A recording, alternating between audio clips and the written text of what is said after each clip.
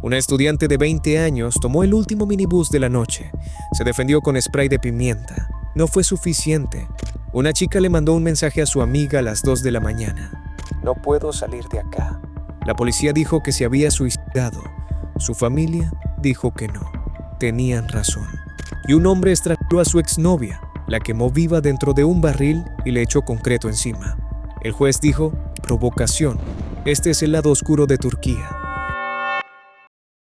El 11 de febrero de 2015, Özgecan Aslan tomó un minibús en Tarsus para volver a casa después de clase. Era de noche. Era el último servicio. Y a medida que los otros pasajeros fueron bajando, Özgecan quedó sola con el conductor. Nunca llegó a casa. Su cuerpo fue encontrado 2 días después en un cauce seco, cerca de un pueblo llamado Chamalán. Estaba quemado. Le habían cortado las manos. Tenía 20 años. Turquía.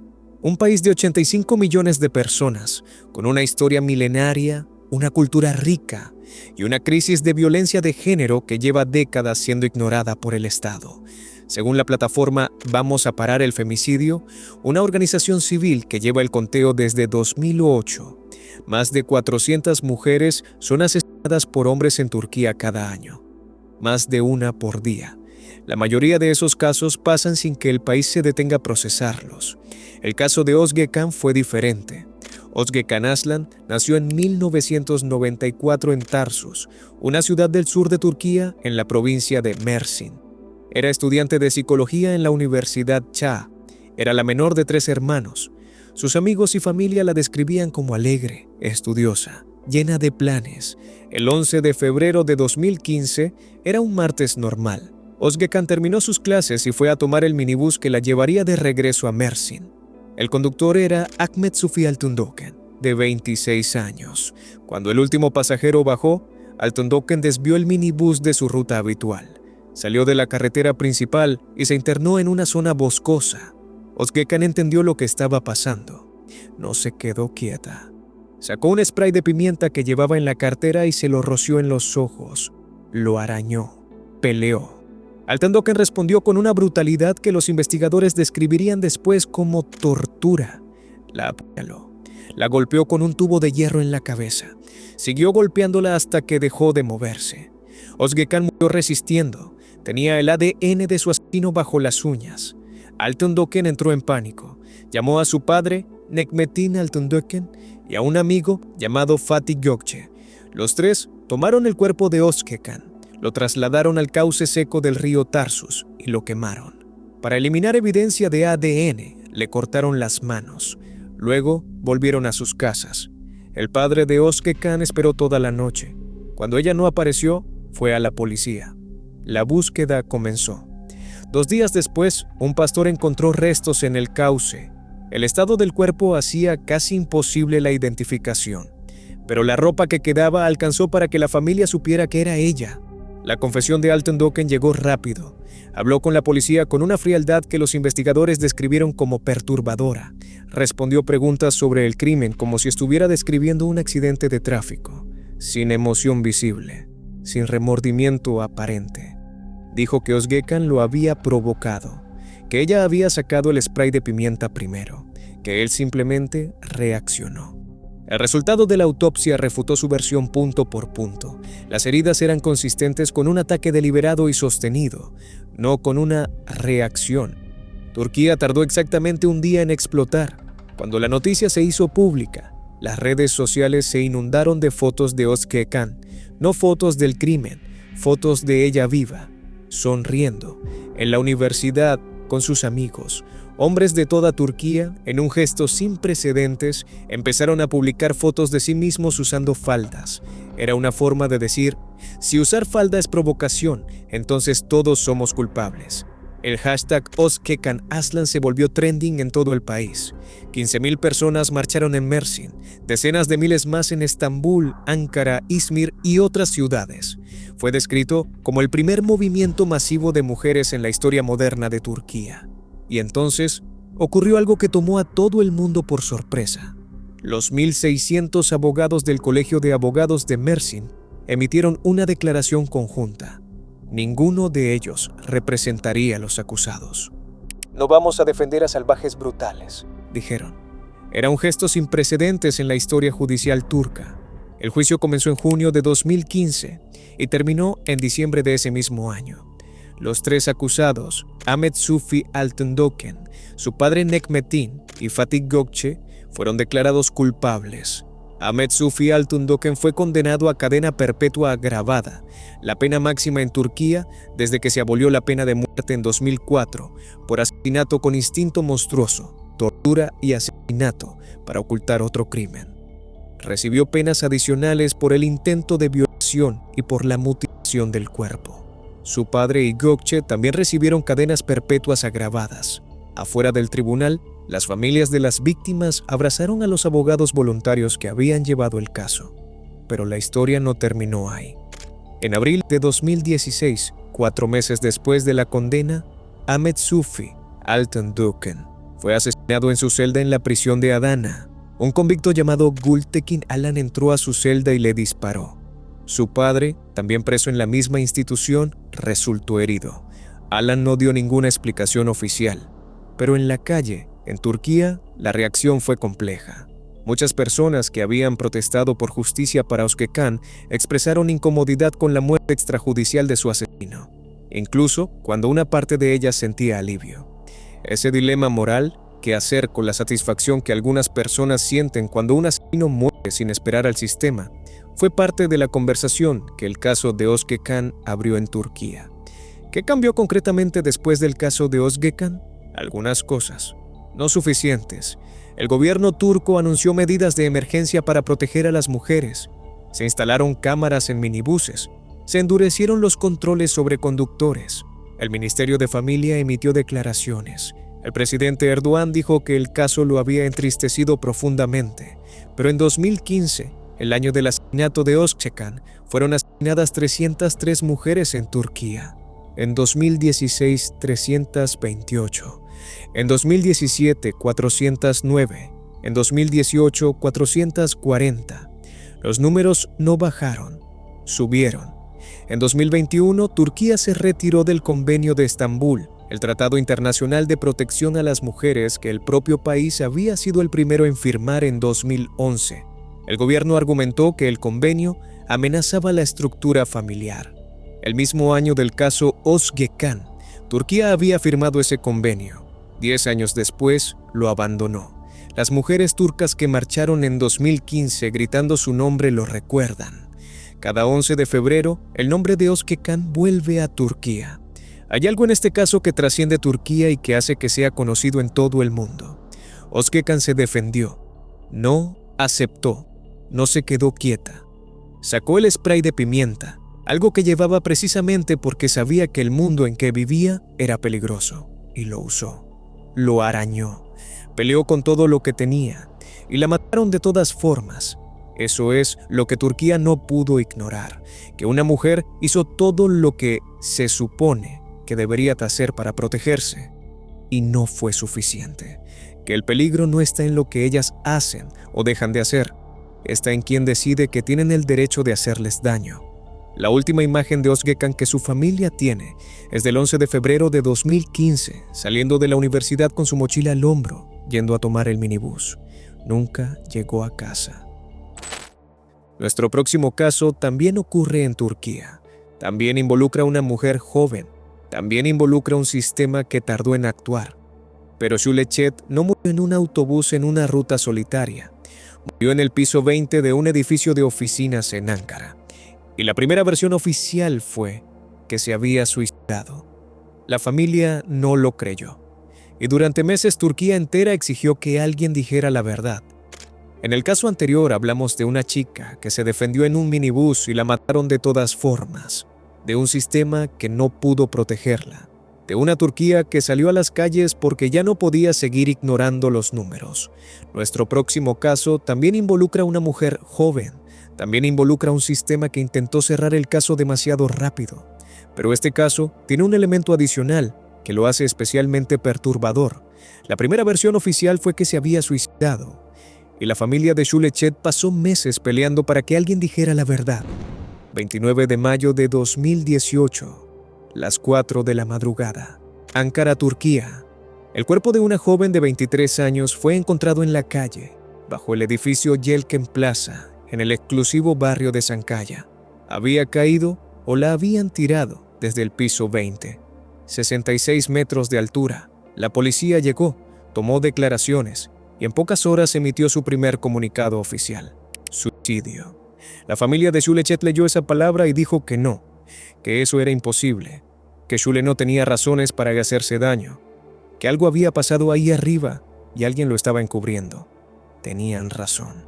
Shule Chet nació en 1994. Estudiaba diseño textil en la Universidad Gazi de Ankara, una carrera que había elegido con convicción, que amaba, que le daba dirección. Era cercana a su familia, especialmente a su padre, Ismail Chet, quien se convertiría en su voz pública durante todo el proceso judicial que siguió. Meses antes de su muerte, Shule había trabajado como asistente en la empresa de Çağatay Aksu, un empresario de 28 años con contactos influyentes en Ankara. La empresa tuvo problemas financieros y Shule fue despedida, pero el contacto no terminó ahí. La noche del 28 al 29 de mayo de 2018, Aksu y su amigo Berk Akant invitaron a Shule a cenar para hablar de su situación laboral, de una posible compensación, de nuevas oportunidades. Después de la cena, subieron al piso 20 del edificio Yelken Plaza, a la oficina de Aksu. Shule envió un mensaje de texto a una amiga a las 2 de la madrugada. No puedo salir de acá. 2 horas después, su cuerpo estaba en la calle. Aksu y Akant dieron su versión a la policía esa misma noche. Dijeron que habían estado tomando algo en la oficina, que Shule de repente se comportó de manera errática, que se acercó a la ventana, que Aksu intentó detenerla, que no pudo. La policía aceptó esa versión inicialmente. El caso fue categorizado como suicidio. El fiscal local no ordenó una investigación exhaustiva de la escena. Los 2 hombres que estaban con Shule cuando murió no fueron detenidos. No hubo arresto, no hubo cargos, nada. La familia de Shule no aceptó nada de eso. Su padre Ismail comenzó a hablar públicamente. Fue a los medios, dijo que su hija no tenía ninguna razón para suicidarse, que el mensaje de texto "no puedo salir de acá" no era el mensaje de alguien que había tomado una decisión, era el mensaje de alguien atrapada. Las organizaciones de mujeres de Turquía se unieron rápidamente, empezaron a presionar para que el caso fuera reabierto. Se publicaron artículos, se compartió el caso en redes sociales. El nombre de Shule Chet empezó a circular en Twitter con el hashtag Shule Chet için hesap sorun. Pidan cuentas por Shule Chet. Durante semanas la presión aumentó. Y el 14 de julio de 2018, 6 semanas después de la muerte de Shule, Çağatay Aksu y Berk Akant fueron finalmente arrestados. Lo que salió a la luz durante la investigación fue devastador. El análisis forense de la oficina reveló manchas de sangre, saliva y otros fluidos en la alfombra, evidencia que la policía no había recolectado en su investigación inicial. El informe forense independiente contratado por la familia de Shule determinó que había señales de agresión sexual en el cuerpo. Los testimonios de los 2 acusados eran contradictorios en detalles clave. Aksu dijo que lavó los vasos después de que Shule cayó. Akant dijo que los lavó antes. Aksu dijo que intentó agarrarla por el brazo. La pericia forense determinó que la trayectoria de la caída era inconsistente con alguien que salta voluntariamente y también inconsistente con alguien que cae mientras otra persona intenta detenerla. Y había algo más. En cartas escritas desde la prisión, Aksu le escribió a Akant: o nos mantenemos juntos o nos hundimos juntos. No es lo que escribe alguien que no tiene nada que esconder. La defensa intentó estrategias que indignaron a Turquía. El abogado de los acusados presentó ante el tribunal el expediente académico de Shule, sus notas, sus materias, como supuesta evidencia de su estado emocional. Presentó una receta médica que había obtenido de manera ilegal. Insinuó que el hecho de que Shule hubiera aceptado subir a la oficina a las 2 de la madrugada decía algo sobre ella. Turquía respondió con furia. El abogado fue posteriormente procesado y condenado a 3 años de prisión por haber obtenido ilegalmente los datos privados de Shule y por haber intentado influir en el juicio justo. El padre del acusado, Sait Aksu, también fue procesado por haberle facilitado esa información al abogado. La estrategia de culpar a la víctima no solo fracasó, le costó cargos penales adicionales a quienes la intentaron. El 4 de diciembre de 2019, 18 meses después de la muerte de Şule, el Tribunal Penal número 31 de Ankara emitió su veredicto. Çağatay Aksu, culpable de asesinato, agresión sexual agravada y privación de libertad, cadena perpetua más 12 años y 6 meses adicionales. Berk Akand, culpable de ser cómplice en el asesinato, la agresión sexual y la privación de libertad, 18 años y 9 meses. El abogado de la familia de Şule, Umur Yildirim, habló afuera del tribunal. Dijo que el veredicto era una victoria para Şule, pero que el camino para llegar ahí no debería haber sido tan difícil. Tenía razón. El caso de Şule Çet llegó a la justicia porque su familia no se rindió, porque organizaciones de mujeres presionaron públicamente, porque el hashtag circuló, porque la opinión pública forzó una reinvestigación que la policía y el fiscal inicial no habían considerado necesaria. Sin esa presión, el caso habría permanecido clasificado como suicidio. Aksu y Akand habrían seguido sus vidas. Hay algo en el caso de Şule Çet que va más allá del crimen individual. Es la pregunta de cuántos casos similares no tuvieron una familia que peleara. ¿Cuántos casos no tuvieron el hashtag? ¿Cuántos cuerpos encontrados bajo edificios en la madrugada fueron clasificados como suicidios porque nadie insistió en preguntar qué había pasado realmente? En Turquía, las organizaciones de derechos de las mujeres estiman que una proporción significativa de los casos categorizados como suicidios femeninos podrían ser femicidios encubiertos. Es una afirmación difícil de verificar precisamente porque esos casos no son investigados a fondo. El caso de Şule fue diferente porque hubo un mensaje de texto. No puedo salir de acá. 2 palabras que lo cambiaron todo, que le dieron a la familia algo concreto a lo que aferrarse, que hicieron que la versión del suicidio fuera imposible de sostener públicamente. Sin ese mensaje, ¿habría habido juicio? ¿Habría habido arresto? ¿Habría alguien escuchado a la familia? Afuera del tribunal el día de la sentencia, mujeres sostenían carteles con el nombre de Şule. Su padre, Ismail, habló con los medios con los ojos llenos de lágrimas. Dijo que había prometido a su hija que buscaría justicia, que había cumplido esa promesa. Şule Çet tenía 23 años. Estudiaba diseño textil. Fue a una cena de trabajo y le envió a su amiga un mensaje que decía que no podía salir, y no pudo. Nuestro tercer y último caso de hoy también ocurre en Turquía. También involucra a una mujer. También involucra a un hombre que no pudo aceptar que la relación había terminado. Pero este caso tiene algo que los 2 anteriores no tienen: una condena que después fue reducida, y la imagen de un barril de concreto en el medio de un bosque. Les hablo de Pınar Gültekin. En los 2 casos anteriores hablamos de mujeres que murieron a manos de hombres que después intentaron controlar la narrativa. Altondoken dijo que Özgecan lo había provocado. Aksu dijo que Şule se había suicidado. Nuestro último caso de hoy tiene el mismo patrón, pero con un giro que Turquía todavía no terminó de procesar, porque esta vez el sistema judicial le creyó al asesino. 16 de julio de 2020, Muğla, Turquía. Pınar Gültekin tenía 27 años. Estudiaba en la Universidad Sıtkı Koçman de Muğla. Salió de su casa ese día y no volvió. Su familia la buscó durante 5 días. El 21 de julio, la policía encontró lo que quedaba de ella en un bosque a las afueras de la ciudad. Estaba dentro de un barril de plástico. El barril había sido quemado y luego llenado de concreto. La investigación avanzó rápido porque las cámaras de seguridad de una estación de servicio capturaron algo clave. Cemal Metinavce, el exnovio de Pınar, cargando bidones de combustible en su auto días después de la desaparición de ella. Avce tenía 32 años, estaba casado, tenía esposa e hijos. Había tenido una relación con Pınar que terminó y no había podido aceptarlo. Cuando la policía lo confrontó con las imágenes, primero negó todo. Luego, cuando la evidencia se hizo imposible de refutar, confesó. Dijo que había discutido con Pınar, que ella lo había provocado, que la estranguló, que después entró en pánico y quemó el cuerpo para destruir la evidencia, que luego llenó el barril de concreto para que nadie pudiera encontrarla. La autopsia reveló algo que la defensa nunca pudo explicar, Pınar estaba viva cuando Avcı prendió fuego al barril. No la mató y luego la quemó. La quemó viva.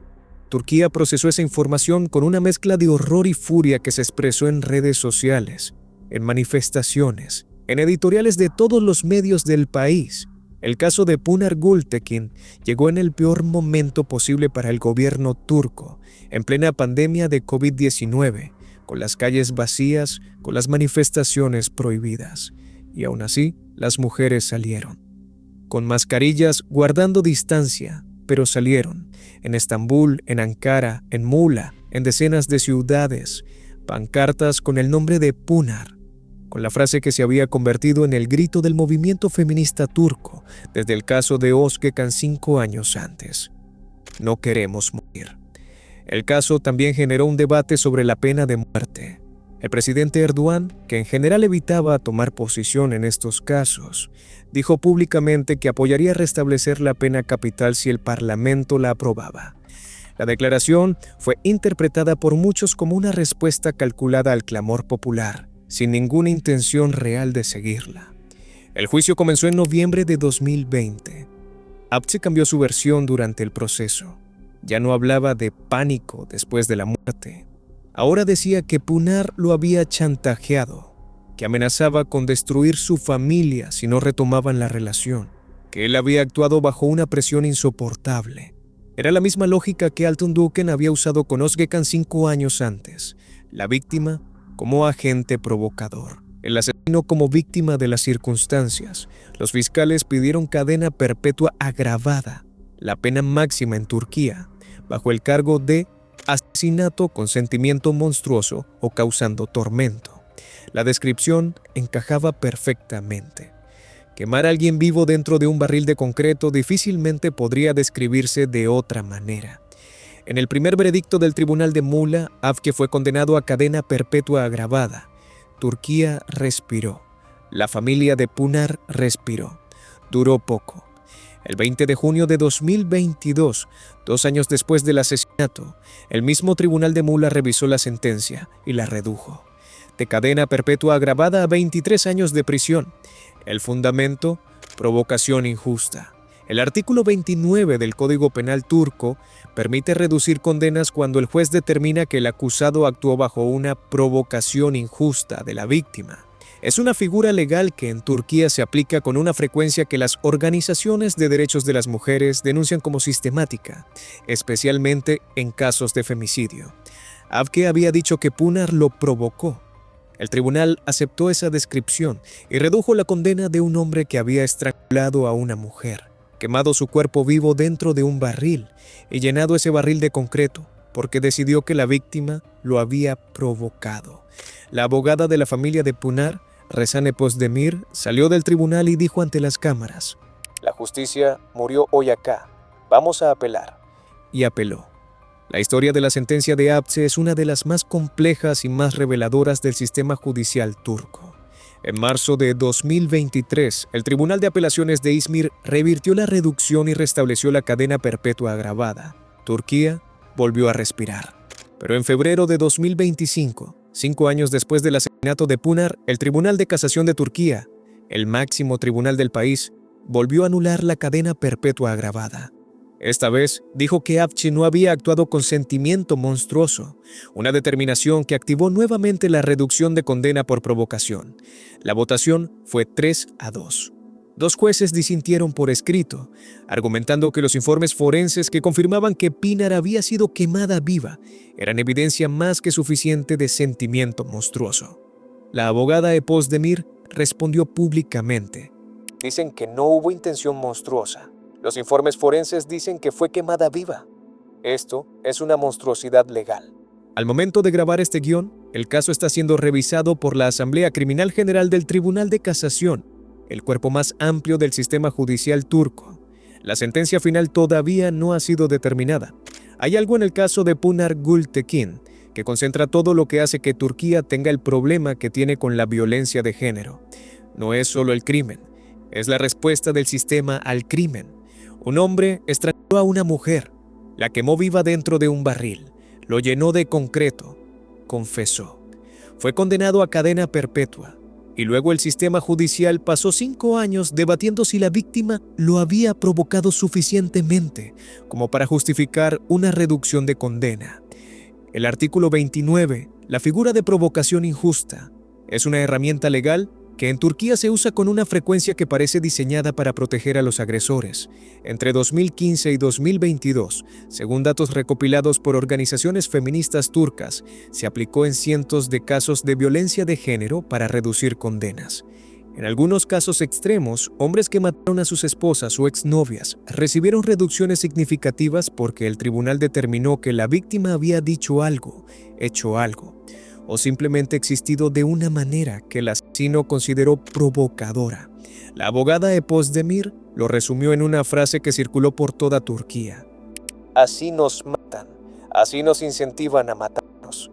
El nombre de Pınar Gültekin está escrito en las paredes de decenas de ciudades turcas, en murales, en pancartas, en las redes sociales que cada julio recuerdan el aniversario de su desaparición.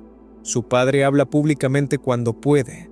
Su familia sigue siguiendo cada movimiento del proceso judicial, cada nueva audiencia, cada nueva decisión, cada nuevo giro en la odisea de la sentencia. Pınar tenía 27 años, estudiaba en la universidad, salió de su casa el 16 de julio de 2020 y no volvió. Y 5 años después, Turquía sigue debatiendo si el hombre que la quemó viva dentro de un barril de concreto merece o no la pena máxima.